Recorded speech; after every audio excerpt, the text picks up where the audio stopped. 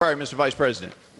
I am not attempting Gentleman's to debate. recognized. I'm not attempting to debate. I'm trying to find out how a parliamentary inquiry or a parliamentary point of order would be made in following with the Speaker's request that most of us not be on the floor.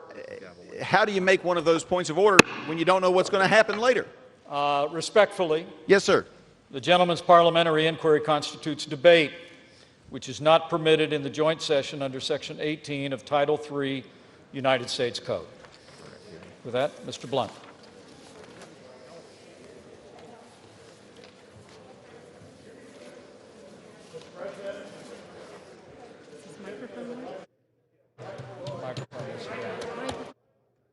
Microphone needs to be on. Is this mic on? Yeah. Is my statement out? Yes, sir, it is. Thank you. Try again. It's not on. Mr. President, do you think this is on? I don't believe it's on. It's not on. Try it one more time.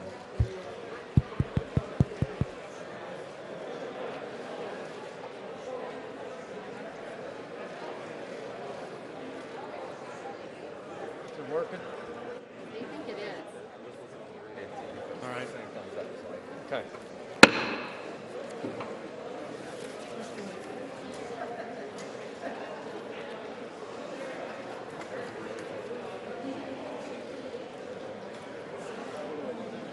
You could ask what he wants. Are you ready?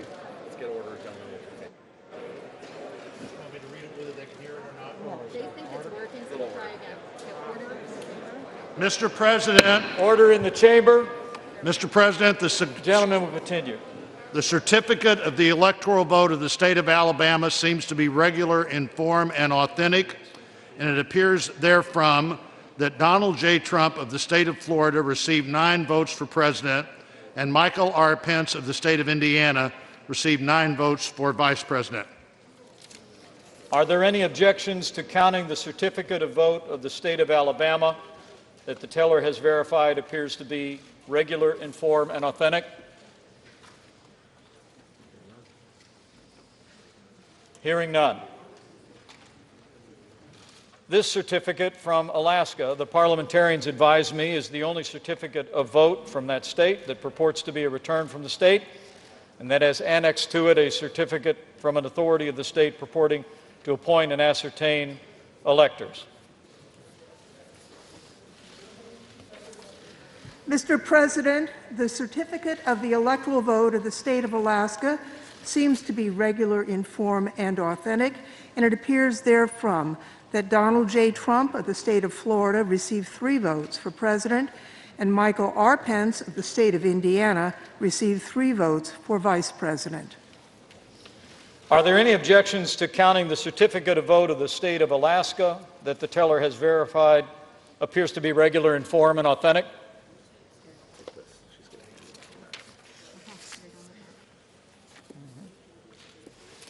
If not, there are none. The certificate. Hearing none. This certificate from Arizona, the parliamentarians advise me, is the only certificate of vote that the state purports to be a return from the state, and that has annexed to it a certificate from an authority of that state purporting to appoint or ascertain electors.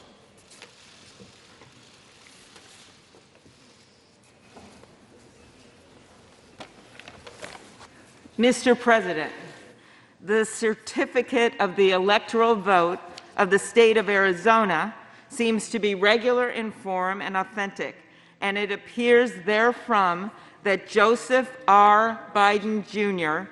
of the state of Delaware received 11 votes for president, and Kamala D. Harris of the state of California received 11 votes for vice president. Are there any objections to counting the certificate of vote of the state of Arizona that the teller has verified appears to be regular in form and authentic? Mr. Vice President, I, Paul Gosar from For Arizona. what purpose does the gentleman from Arizona rise? I rise for myself and 60 of my colleagues to object to the counting of the electoral ballots from Arizona. Is the objection in writing and signed by a senator? Yes, it is.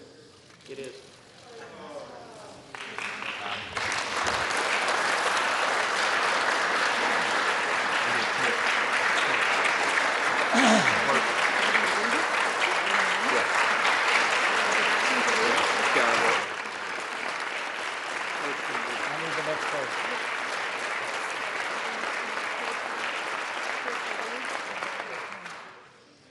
An objection presented in writing and signed by both a representative and a senator complies with the law, Chapter 1 of Title 3 of the United States Code. The clerk will report the objection.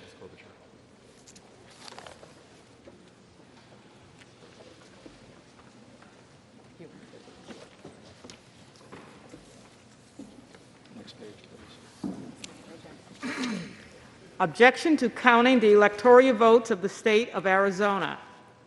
We, a member of the House of Representatives and a United States Senator, object to the counting of the electoral votes of the state of Arizona on the ground that they were not, under all of the known circumstances, regularly given.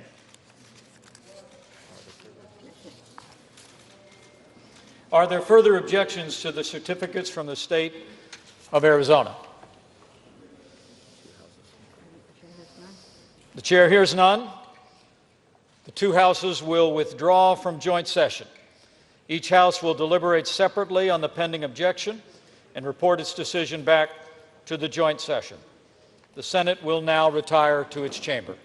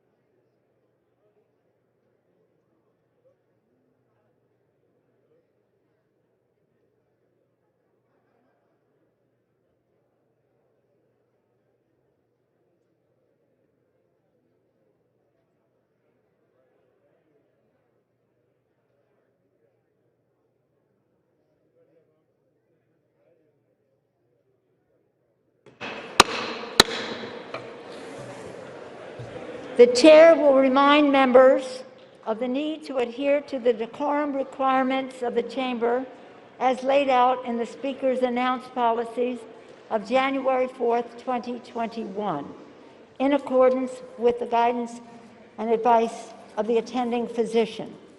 Members are advised to remain in the chamber only if they are participating in debate and must wear a mask at all times, even when under recognition for debate.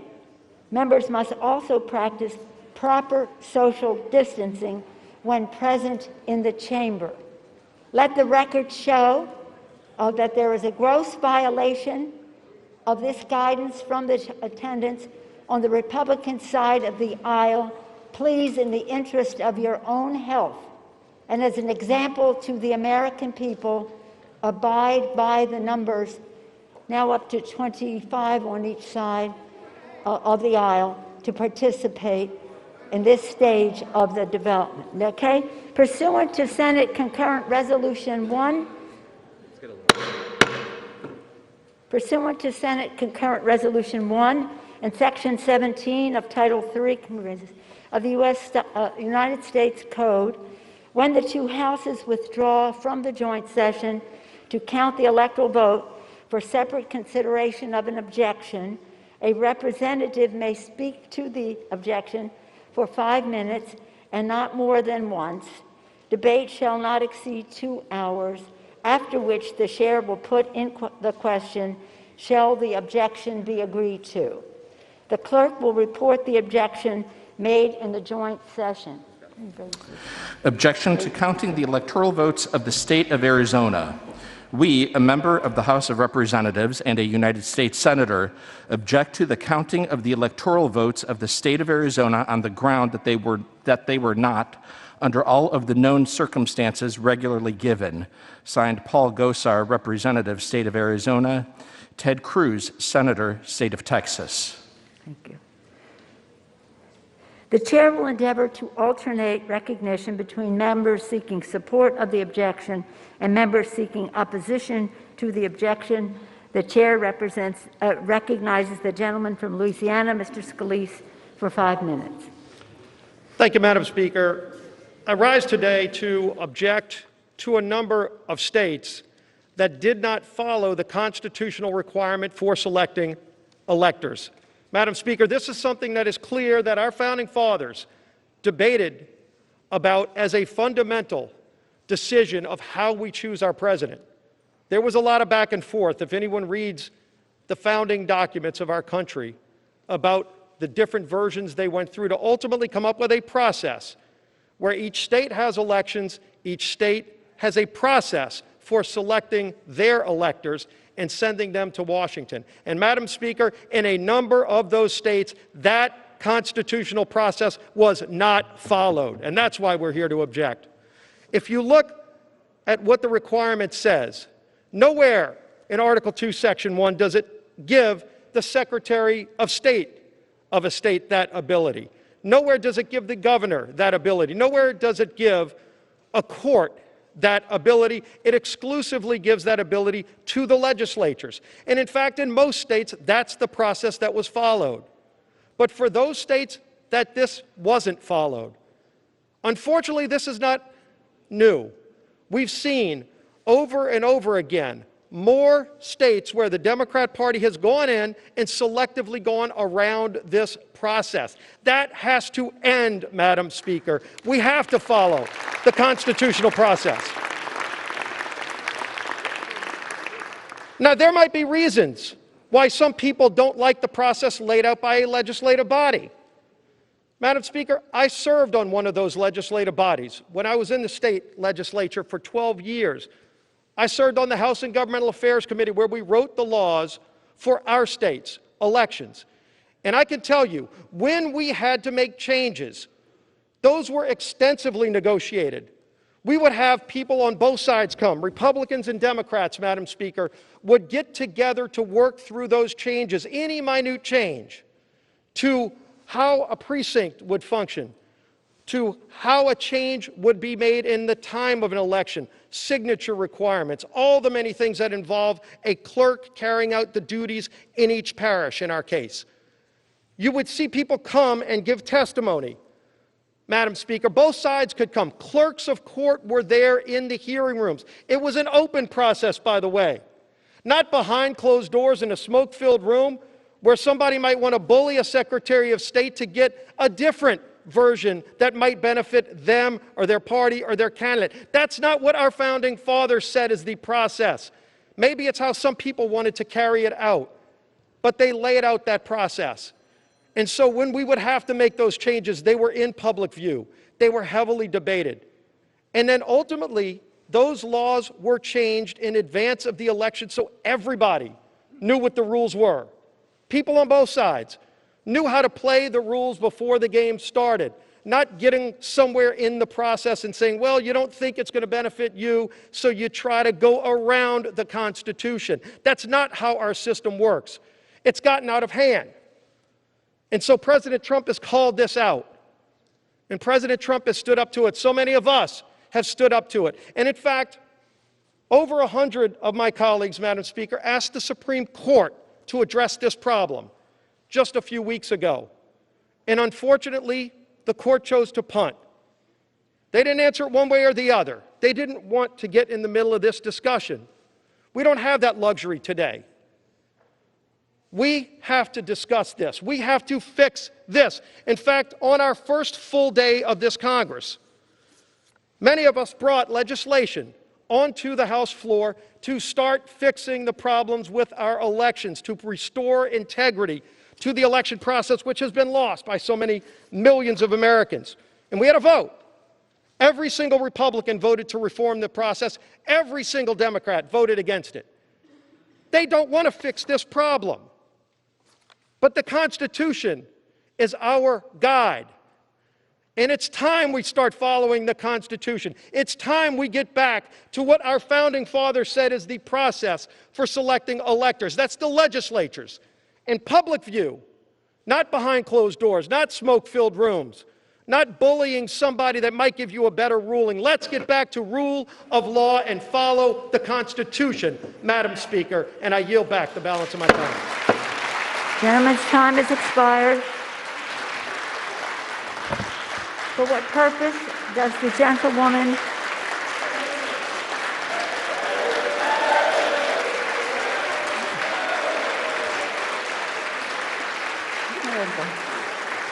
It's over now. I thought it was Jamie. For what purpose does the gentlewoman from California seek recognition? To strike the last word. Without objection, the gentlewoman is recognized for Madam 5 Speaker, minutes. Madam Speaker, this day marks a crossroads for American democracy.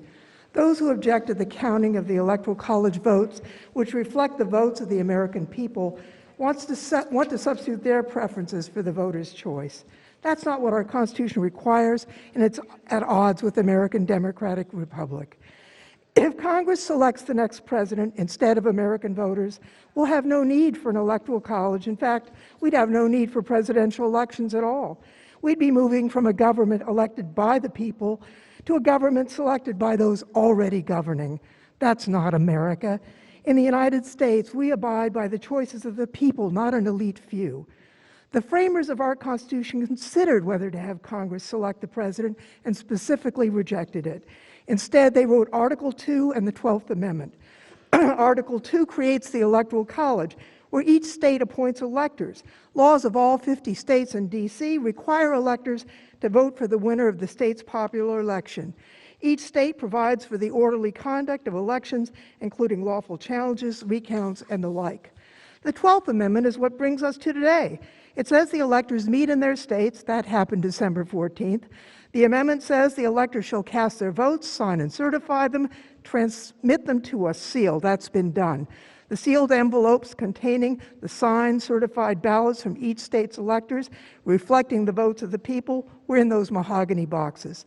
The 12th Amendment directs the President, as the Vice President, as the President of the Senate, to do only this: open the sealed envelopes, and then the vote shall be counted. Simple.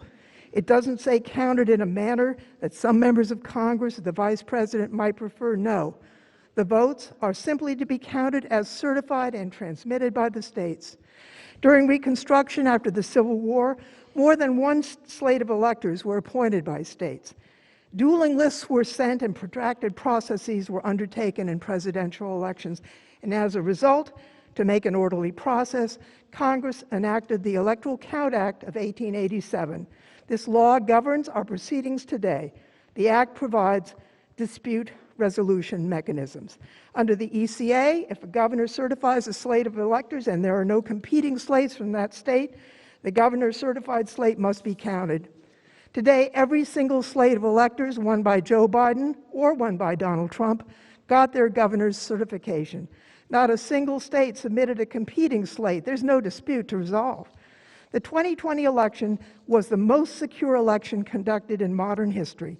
Challenges were resolved by lawful recounts and audits. The result, Vice President Biden won the 2020 election. More than 60 lawsuits were filed contesting elements of the election process. None of these lawsuits prevailed. Why? As even President Trump's own judicial appointees ruled, there was no evidence of any wrongdoing that would change the outcome. The people spoke. It was not a close election. The margin of victory for Biden in 2020 was larger than Trump's margin in 2016. In fact, the Biden victory is one of the most decisive in modern times, exceeding the margin enjoyed by Reagan when he defeated Carter in 1980. Congress has gathered in joint session to count electoral votes every 4 years since 1789. I understand the disappointment people feel when their candidate for president loses. I've felt the same several times in my voting life. When that happens, it's not an invitation to upend the Constitution and the laws of the United States. It's an invitation to work with the new president for the good of the country and to wait for the next election in 4 years if you're dissatisfied. In that spirit, I urge my colleagues to uphold the American democracy and reject the objection, and I yield back the balance of my time.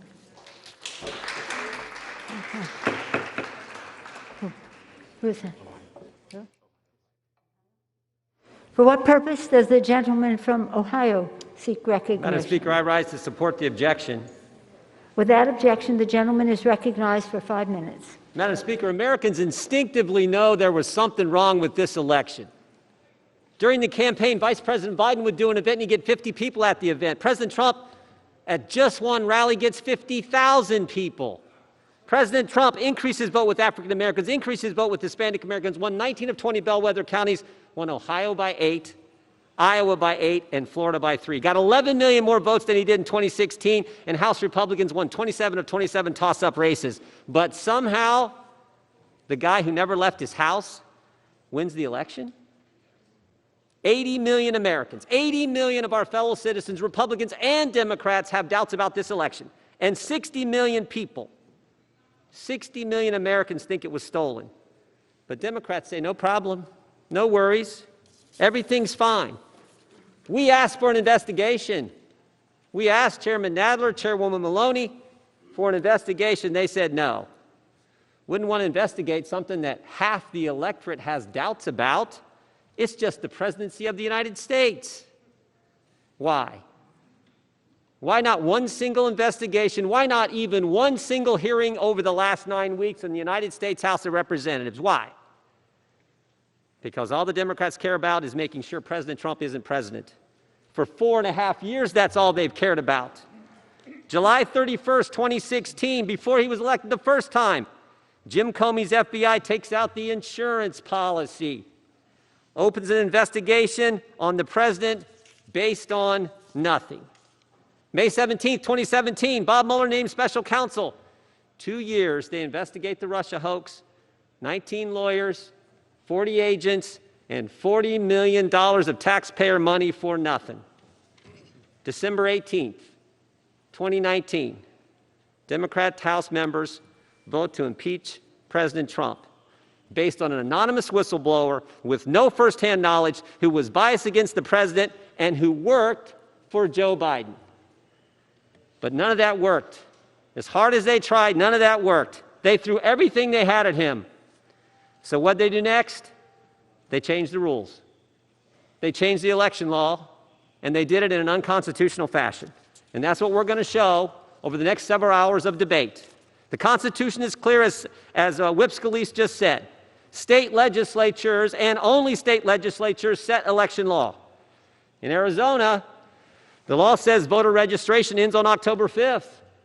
Democrats said, we don't care what the law says. They went to a court, got an Obama-appointed judge to extend it 18 days. No debate, as Steve talked about.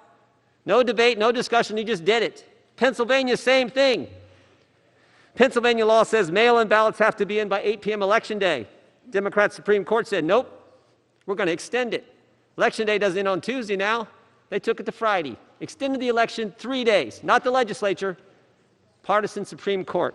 Pennsylvania law says mail-in ballots require signature verification. Democrat Secretary of State said, nope, I'm going to decide by myself that it doesn't. For 2.6 million ballots.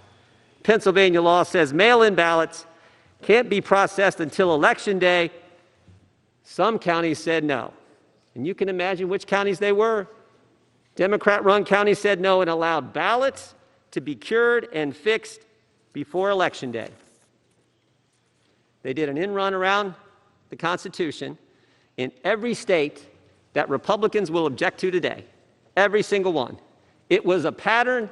It was their template.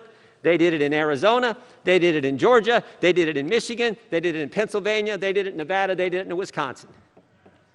And yet some members say, don't worry about it. We shouldn't do anything. Just let it go. It was just 6 states who violated the Constitution. What if it's 10 states the next time? What if it's 15? What if in 2024, 2028, it's 26 states? What if it's half the states do an end run around the Constitution clearly spells out? We are the final check and balance. The authority rests with us, the United States Congress, the body closest to the American people, right where the founders wanted it. We should do our duty. We should object to and vote for this objection to the Arizona electors. Madam Chair, I yield back. Thank you.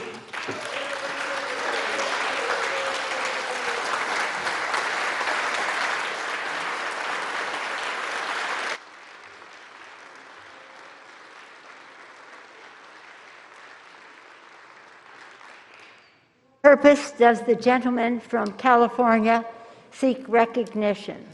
Madam Speaker, I rise in opposition to the objection. The gentleman is recognized without objection for 5 minutes. Madam Speaker, a little more than 2 months ago, America performed an extraordinary feat. Under some of the most trying circumstances in our history, our fellow citizens conducted a free and fair election, vindicating our founders' belief once again that we were capable of self-government and a peaceful transition of power. On November 3rd, the American people chose Joe Biden to be their next president by an enormous margin. The successful conduct of that election, among the most secure in American history, was not an accident. It was the result of the dedicated work of thousands of volunteers, canvassers, poll workers, electors, and state and local election officials. When the conduct of any state election was challenged, the courts, through judges appointed by Democrats and those appointed by Republicans, heard unsubstantiated claims of fraud, found they had no merit, and said so.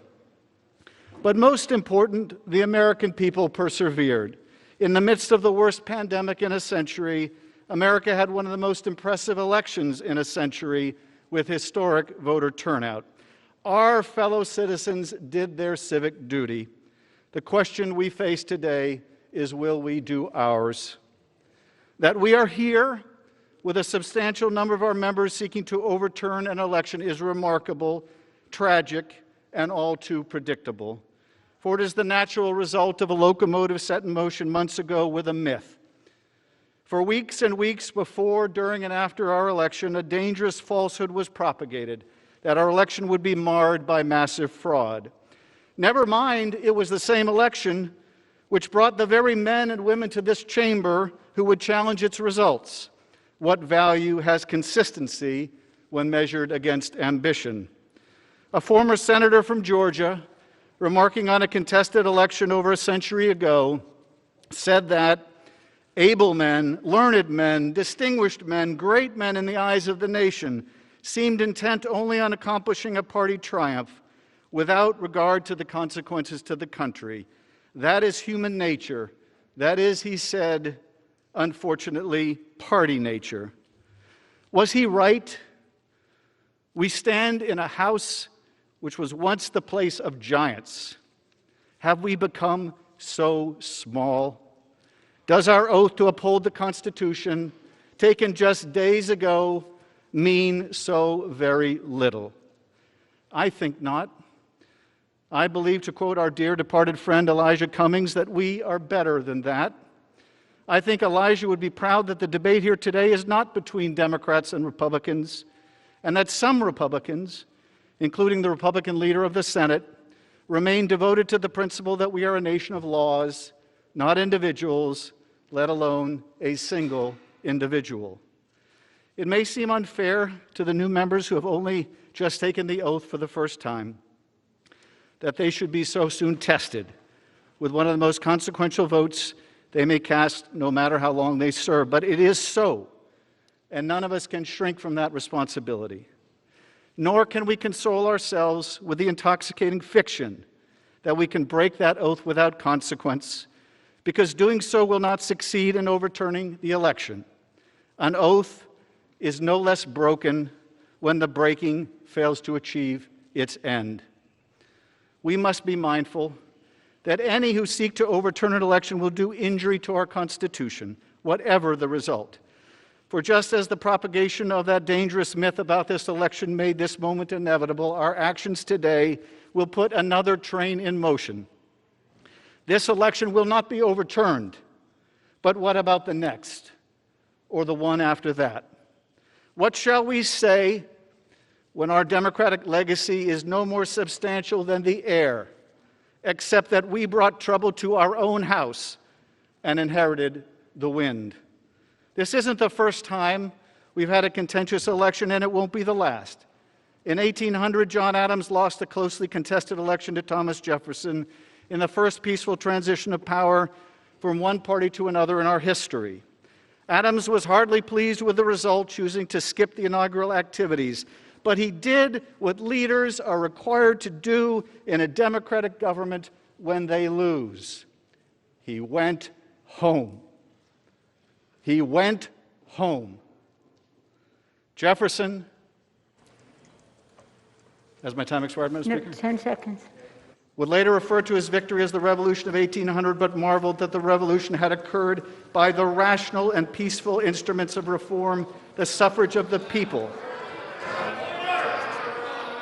It has never been our place to overturn an election. And if we hope to remain a democracy, it never will be. Arizona? For what purpose does the gentleman from Arizona seek recognition? I rise to support the objection. Without objection, the gentleman is recognized for 5 minutes. Thank you, Madam Speaker. I join the objection to counting votes of electors from my home state of Arizona, as well as Georgia, Pennsylvania, Wisconsin, Michigan, and Nevada, because election integrity is the heart of our American constitutional republic. In a representative form of government, we must be able to trust that our elections accurately represent the will of the American voter.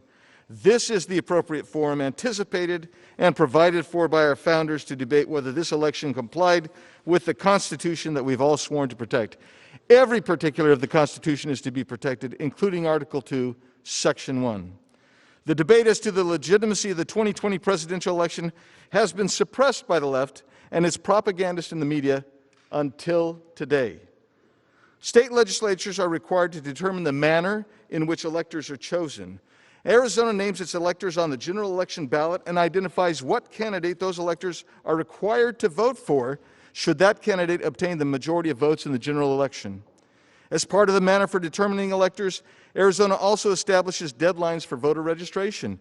The deadline has been in place for 30 years. This year, the voter registration deadline was October 5th. Early voting commenced 2 days later. 5 days before the deadline, a group filed a lawsuit demanding that Arizona election officials not enforce the deadline. the federal district court decided that since other states have a deadline later than Arizona's, and some even allow for registration when voting, that Arizona's new deadline would be a time he chose, not the legislator's timeline. The appellate court effectively overturned the lower court ruling and noted that the Arizona deadline established by the state legislature was sound and appropriate and complied with the Constitution. But the appellate court merely shortened the extension, the bypassing of the deadline, to 10 days. The appellate court, without legal justification, also decided that everyone who registered after the legal deadline, but before the deadline created by judicial fiat, could still vote. Note that the Arizona legislature was no longer in control of determining the manner of appointing presidential electors because the court had set a new deadline, even though the appellate court found the legislature's deadline was constitutionally sound. During that window, more than 32,000 voters registered in Maricopa County alone.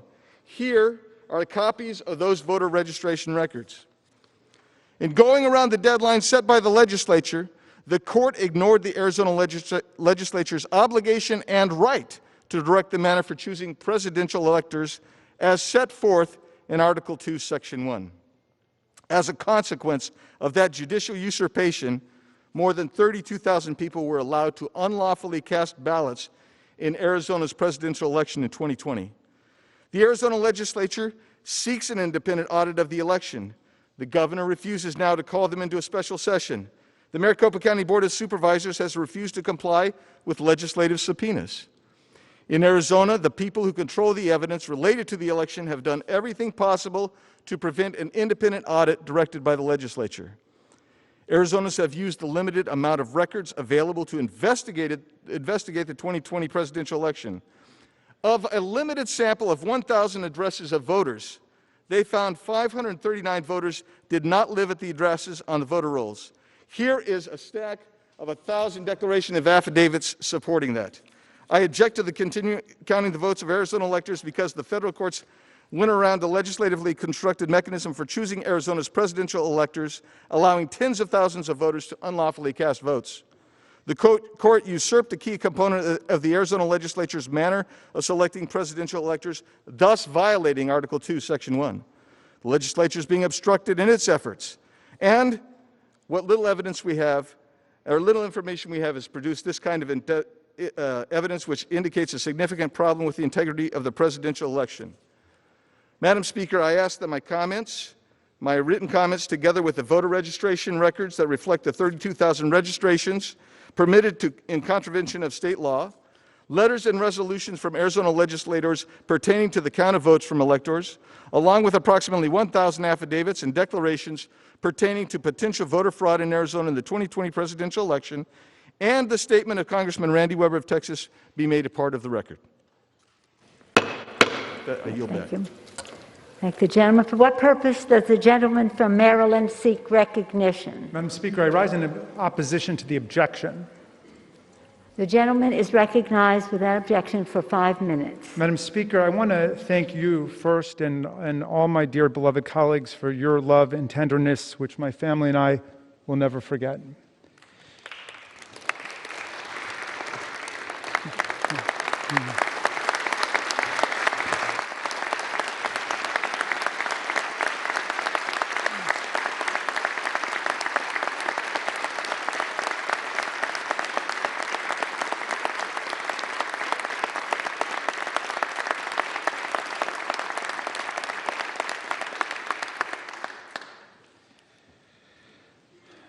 Thank you again.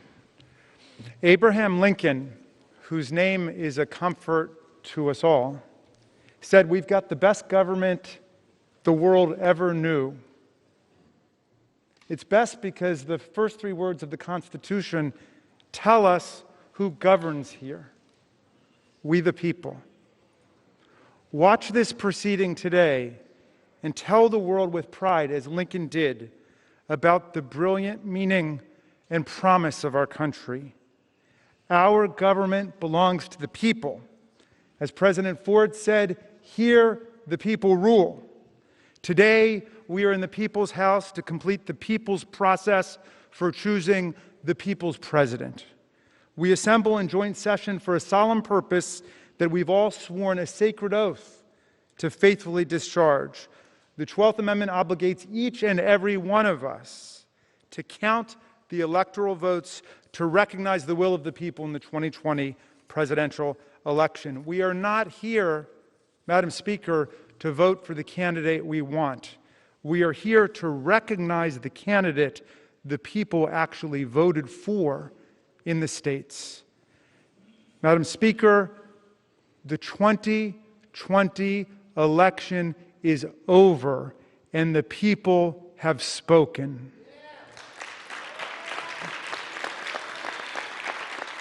Joe Biden received more than 80 million votes, 7 million more than President Trump, a number larger than any other president has received in U.S. history. This sweeping popular victory translated into an electoral college victory of 306 to 232, a margin which President Trump pronounced a landslide when he won by those exact same numbers in 2016. So now we count the electoral votes that were just delivered to us in the beautiful mahogany cases brought by those hardworking Senate pages. These mahogany cases contain only the 538 electoral votes that were sent in by the states, not the 159 million ballots that were cast by our constituents. Those were counted 2 months ago by hundreds of thousands of election officials and poll workers across America who risked their health and even their lives in the time of COVID to deliver what our Department of Homeland Security called the most secure election in American history. Many of these officials have endured threats of retribution, violence, and even death just for doing their jobs.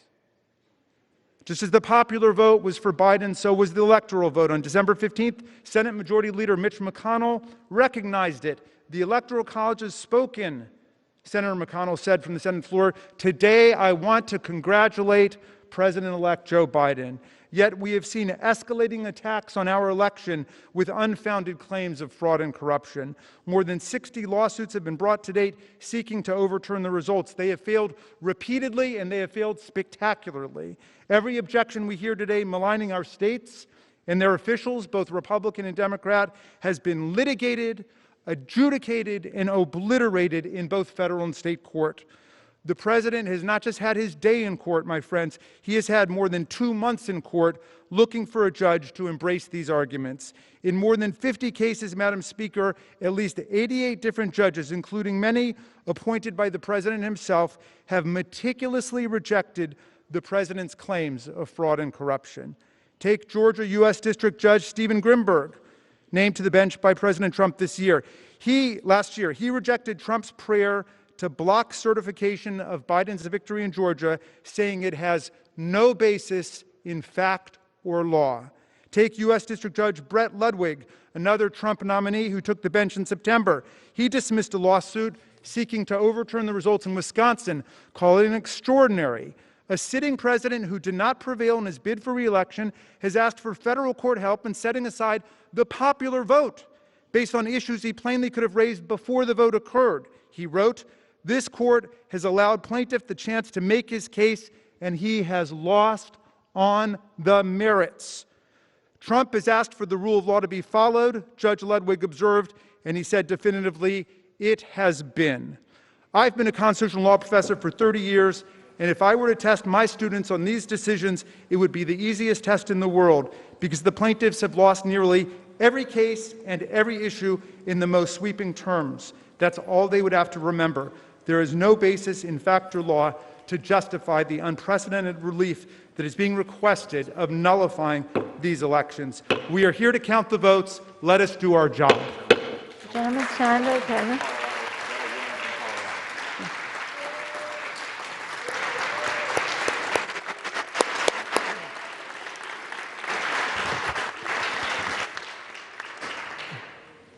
Thank you. For what purpose does the gentlewoman from Colorado seek recognition? I rise to support the objection. The gentlewoman is recognized for 5 minutes. Thank you, Madam Speaker. And to ease everyone's nerve, I want you to all know that I am not here to challenge anyone to a duel like Alexander Hamilton or Aaron Burr. Madam Speaker, my primary objection to the counting of the electoral votes of the state of Arizona is based on the Constitution and the direction of state legislatures through state law as spelled out in the following two clauses. Article 2, Section 1, Clause 2 states in part, and I quote, "Each state shall appoint in such manner as the legislature thereof may direct a number of electors." And the election clause of the Constitution provides state legislatures with explicit authority to prescribe, and I quote, "the times, places, and manners of holding elections," end quote. For more than 3 decades, Arizona law set by the state legislature has required that voter registration end no later than 29 days before an election. This is clear. It is law. Unless amended by the state legislature, this is the way it needs to be carried out.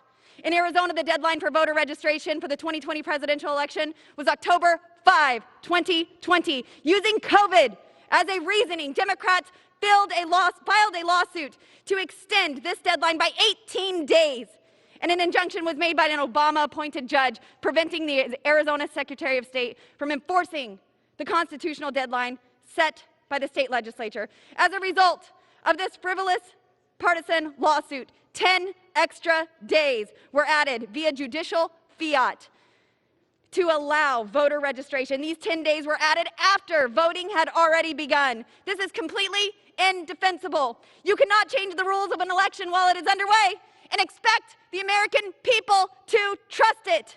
Now, in this 10-day period, at least 30,000 new voters registered to vote in Arizona. All of these votes are unconstitutional. It does not matter if they voted for President Trump or if they voted for Vice President Biden. They did not register in time for the election. The law states October 5th. Either we have laws or we do not. If we allow state election laws as set forth by the state legislature to be ignored and manipulated on the whims,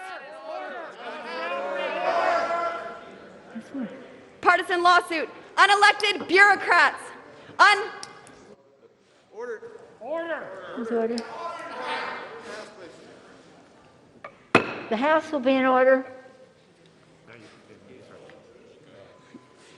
If we allow state election laws as set forth by state legislatures to be ignored and manipulated on the whims of partisan lawsuits, unelected bureaucrats, unlawful procedures, and arbitrary rules, then our constitutional republic will cease to exist. The oath that I took this past Sunday to defend and support the Constitution makes it necessary for me to object to this travesty.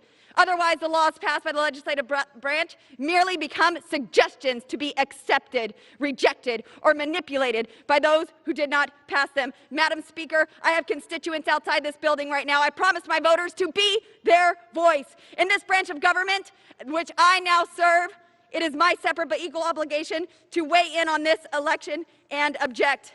Are we not a government of, by, and for the people? They know that this election is not right, and as their representative, I am sent here to represent them. I will not allow the people to be ignored. Madam Speaker, it is my duty under the U.S. Constitution to object to the counting of the electoral votes of the state of Arizona. The members who stand here today and accept the results of this concentrated, coordinated, partisan effort by Democrats, where every fraudulent vote cancels out the vote of an honest America, has sided with the extremist left. The United States Congress needs to make an informed decision, and that starts with this objection. I yield the balance of my time to the gentleman from Florida, Mr. Brian Mass.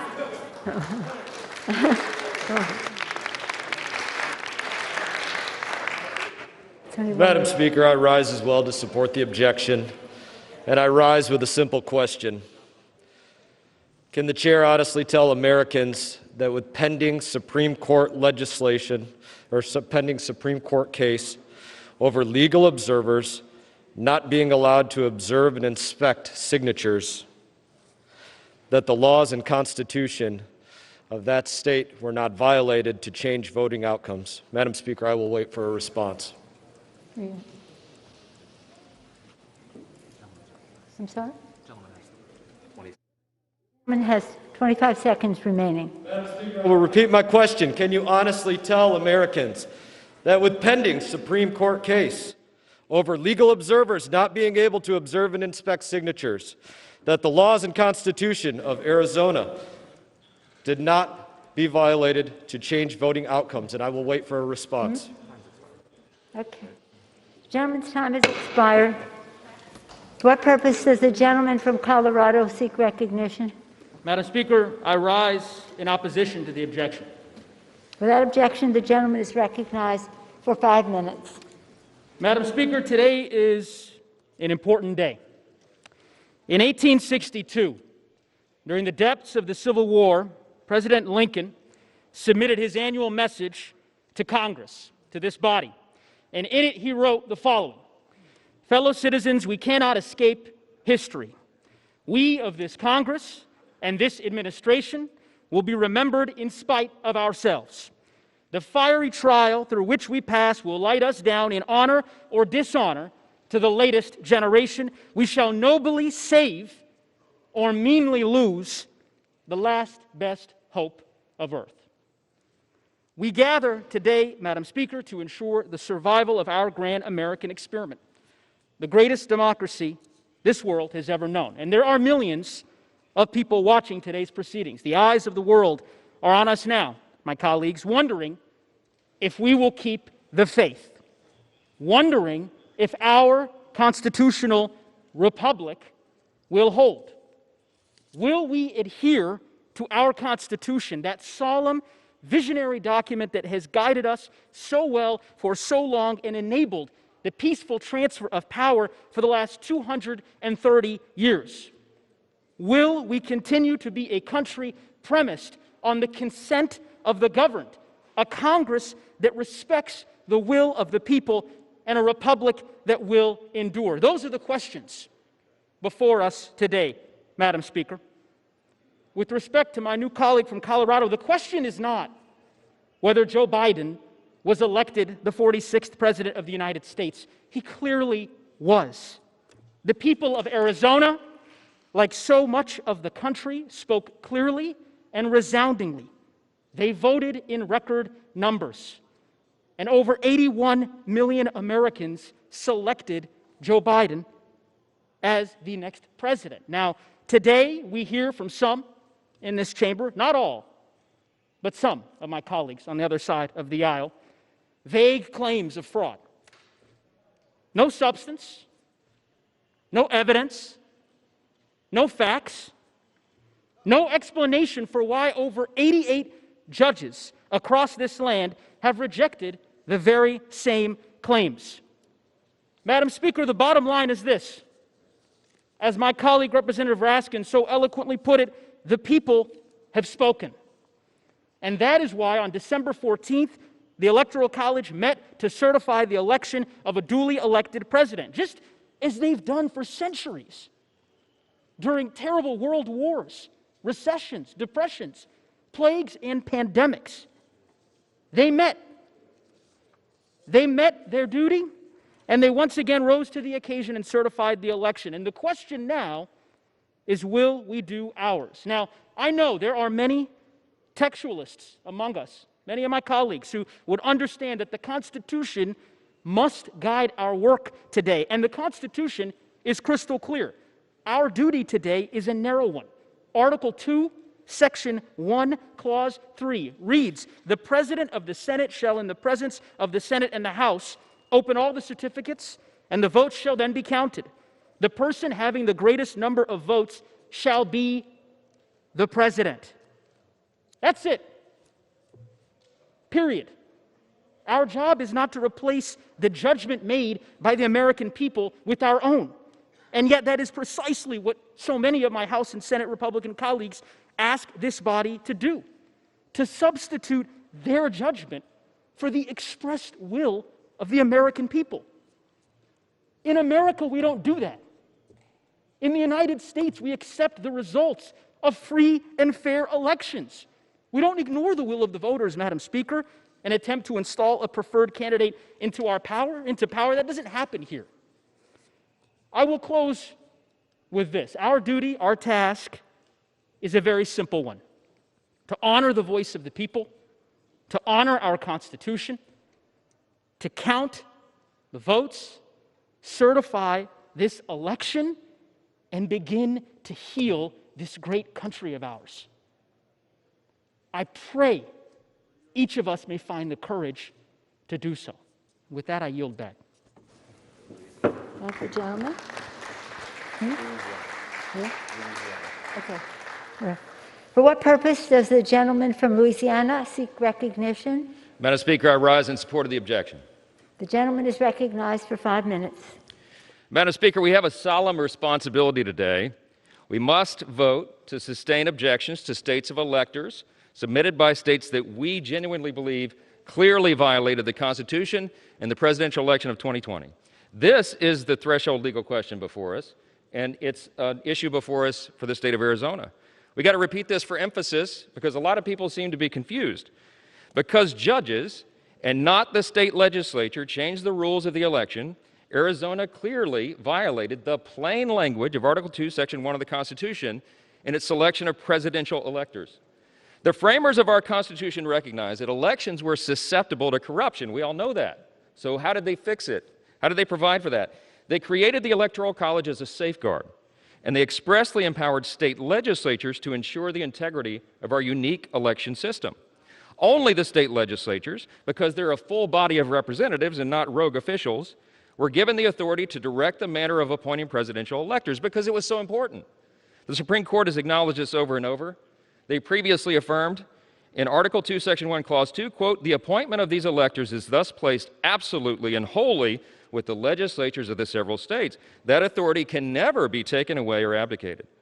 The Arizona legislature did enact detailed rules and procedures that state was determined and was supposed to follow to choose its electors. But in the months preceding the 2020 election, as we've heard, and by the way, 1,000 pages of evidence have just been submitted on the facts on this, those well-established rules and procedures were deliberately changed. They weren't changed by the legislature, friends. They were changed by judges. And those actions taken by the judiciary were not limited to mere interpretations of existing law. No, they were substantive, wholesale changes to those statutes. That's a usurpation of the authority that the legislature had. That usurpation was repeated across the country this year. It's the primary reason. It's one of the reasons why the election of 2020 became riddled with an unprecedented number of serious allegations of fraud and irregularities all over the country. National polls, as has been said, indicate that a huge percentage of Americans now have serious doubts about not just the outcome of this presidential contest, but also the future reliability of our election system itself. Since we are convinced that the election laws in Arizona and some other key states were changed in this unconstitutional manner, we have a responsibility today. The slates of electors produced under those modified laws are thus unconstitutional. They are, quote, not regularly given or lawfully certified as required by the Electoral Count Act, and they're invalid on their face. That's just the conclusion that you have to reach. Given these inescapable facts, we believe we have no choice today but to vote to sustain objections to those slates of electors. Mr. Raskin and others today have cited the 12th Amendment, and they cite Article 2, Section 1, Clause 3. Remember that, Clause 3, and they've asserted that Congress has only one narrow role today. We're just supposed to count the electoral votes that have been submitted. But those advocates have overlooked a critical first principle. Their assertion is only true so long as Congress first is convinced that the electoral votes that are produced by a process that violated the Constitution is there. We got to get through Clause 2 of Article 2, Section 1 before we get to Clause 3 is the point. Look, in our unique system, Congress is positioned as the last bulwark in a presidential election to ensure the Constitution has been followed. Indeed, in just two decades ago, the Supreme Court spoke to this. They plainly acknowledged this important deliberative role of Congress. It was the famous Bush v. Gore litigation that everybody remembers from 2000. In a per curiam opinion, meaning all 9 justices, it was unanimous. They noted strict adherence to the provisions of the Electoral Count Act may, quote, create a safe harbor for a state insofar as congressional consideration of its electoral votes is concerned. However, they said, unanimously, the court said, since Title III, Section 5 contains a principle of federal law that would assure finality of the state's determination if they followed all the prescriptions there, if a legislature, the will of the legislature is attempted to be changed by a state court, that is a problem. That, they said, Congress might deem to be a change in the law. That's precisely why we're here right now. Go read Bush v. Gore and you'll see this. Chief Justice William Rehnquist in Scalia and Thomas joined in a concurring opinion 8 days later, and they reiterated this point. A significant departure from the legislature scheme for appointing presidential electors presents a federal question. It's a big problem for us, and it's one we cannot get around. That's why we're here. I urge my colleagues today to look at the facts, to follow the law, and follow our congressional oath. We're supposed to support and defend the Constitution. That's what we do here today. I urge everyone to do the right thing, and I yield back. Gentleman's time has expired. For what purpose does the gentleman from Arizona, the Dean of the Arizona delegation, seek recognition? Thank you, Madam Speaker. I rise in opposition to the objection. The gentleman is recognized for 5 minutes. Thank you, Madam Speaker. This exercise in futility that Congress is undertaking is at the behest of Republican members of Congress. The effort to overturn the presidential election and grant Donald Trump 4 more years is the motivation behind it.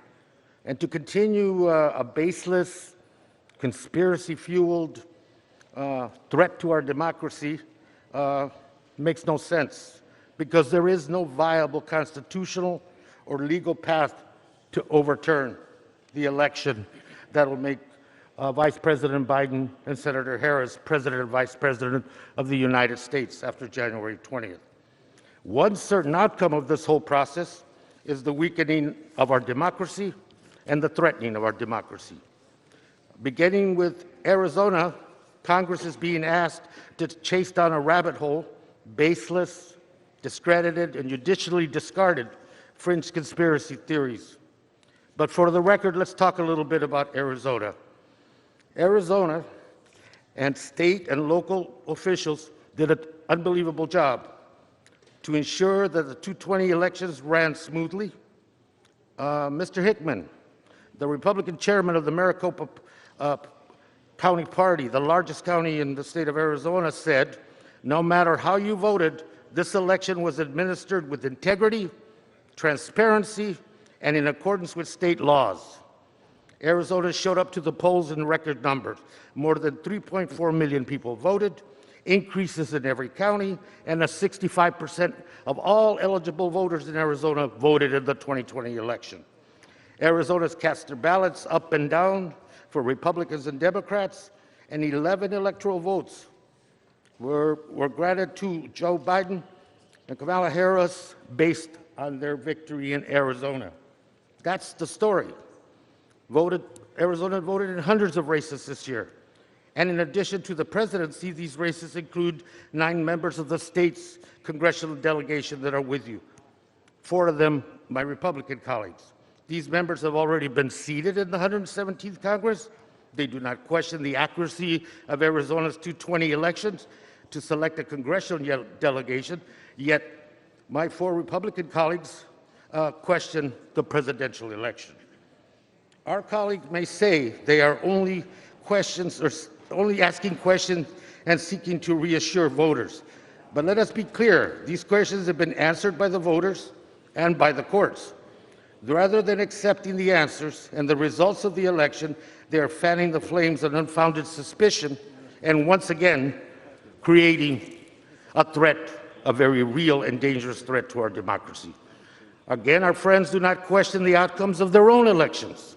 That is, because they have no reason to, just as they have no legitimate reason to question the results of the presidential election in Arizona. I ask my colleagues to reject this objection, to respect the will of the voters in the state of Arizona and throughout this country, and to fundamentally add some preservation to our democracy from any future damage that this effort that we are undertaking in this House today and in the Senate today does not further damage our democracy. Now, yield back.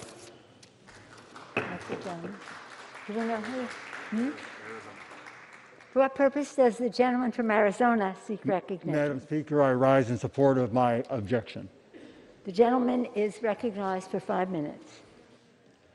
Madam Speaker, I filed my petition, a challenge on the slate of electors from the state of Arizona that was actually put forward by Governor Ducey of Arizona. My ask to you, the Speaker, to the Vice President, is simple. Do not count these electors until and unless the Secretary of State allows a forensic audit of the election, a request she has denied repeatedly. We have been told over and over that even though this was a public election, using public money on public machines, utilizing public employees, the public today has no ability to simply double-check the veracity of these results. If the presidential election was a football game, we would get a slow-motion review from multiple angles and a correction of a controversial decision. But not so, we are told by our Secretary of State for the presidential election. No review for you. No access to the Dominion voting machines with a documented history of enabling fraud through its now discredited adjudication system, a system that literally allows one person to change tens of thousands of votes in a mere minutes. In the only audit done in Arizona, a court found 3% error rate against President Trump.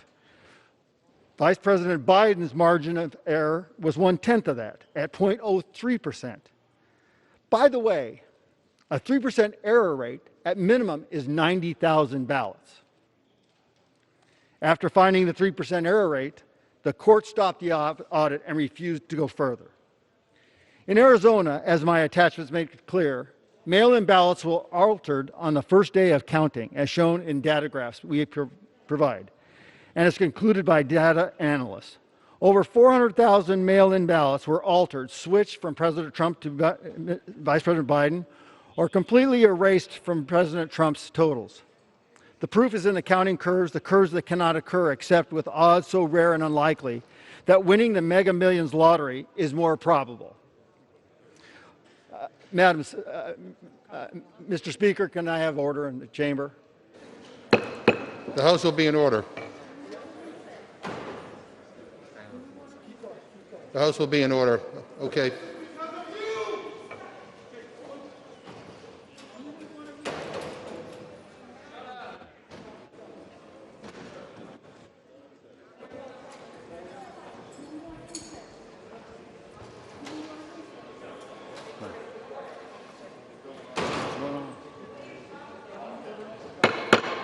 The House will be in order. House will be in order.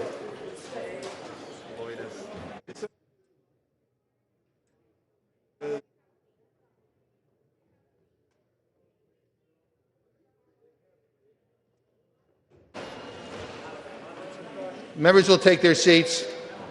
The House will be in order.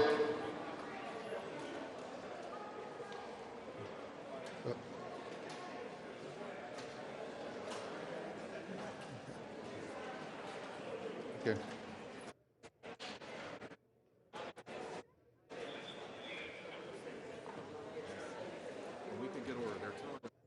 Okay. We can get order. We can resume.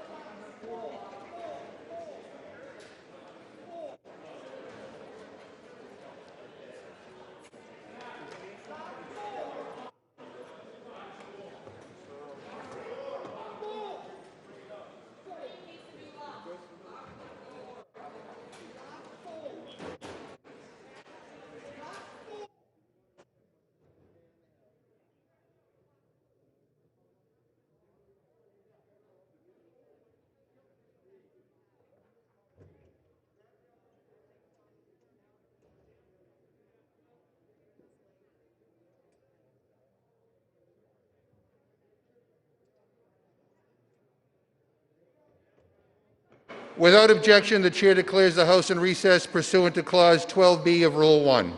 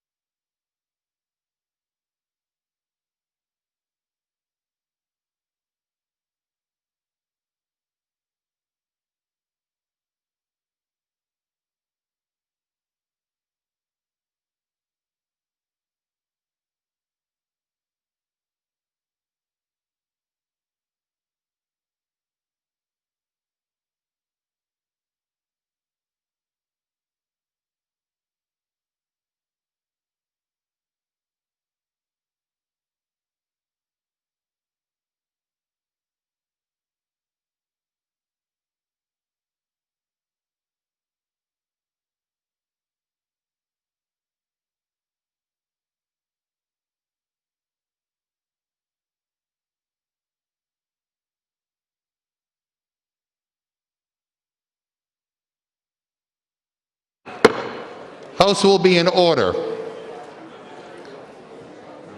We need order in the House so we can proceed.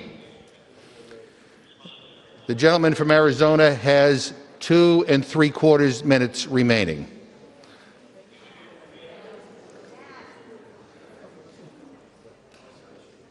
Okay. The gentleman may proceed. Thank you, Mr. Chairman.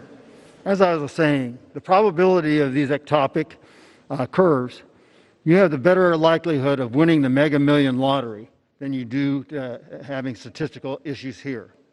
Over 30,000 illegal aliens voted in Arizona using the federal ballot, yet our Secretary of State refused the public access to review the ballots. Over 1,000 residences were visited for proof of residency and address. 456 failed that test. They were vacant lots. Even the recorder's office used as addresses. What are they hiding? If the process was fair, these would be improbable. These would be once-in-a-lifetime type applications. So let's look at the ballots, the signatures, and the adjudicated records. Until this is done, Mr. Speaker, we should not count this slate. You have a letter from the Arizona legislature stating its intent to review the issue on January 11th. Our governor has refused to allow the state to properly convene to do its proper oversight. Madam Speaker, Mr. Speaker, I ask you one question today. Are you a ceremonial figurehead in your current role, or did the drafters of the 12th Amendment and Congress in the Electoral Count Act of 1887 envision a role where you made discretionary decisions about ballot fraud and fair elections? If you were merely ceremonial, then let's be done with this. Let's eat our tea and crumpets and witness our national decline. But if you're not merely a ceremonial but vested with discernment, rationality, and legal authority to not just count from 1 to 270, then do not accept Arizona's electors as certified. Remand the slate back to the Secretary of State, back to the governor with the following instructions. Until a full, complete electoral forensic audit is allowed by the Secretary of State, the electors currently certified will not be counted. It will then fall on the state of Arizona to decide, does its electors, are they in the game or not? Anything less is an abdication of our Constitution, our republic, and our ethos. One man, one vote. We ask why? What is there to hide? Shouldn't the lawful victor of an election be proud, open, transparent about an election audit? I would. Instead, we were met with denials, cover-ups, and contempt of subpoenas. There's too much evidence of fraud demonstrated by statistical anomalies that experts have determined cannot happen in the absence of fraud to accept such a slate. I'm not asking these electors never be counted. It's just that they need to be certified the proper way. Our beloved Constitution is but a mere piece of paper if we do not follow the law, upholding the law. But now, alas, we find ourselves lawless, destroying the very thread that binds us together. But we need to get back to the rule of law. That is what has been violated, truly, by the actions in these states. Thank you. With that, I yield back. The gentleman's time has expired. Without objection, the House is going to go back into recess.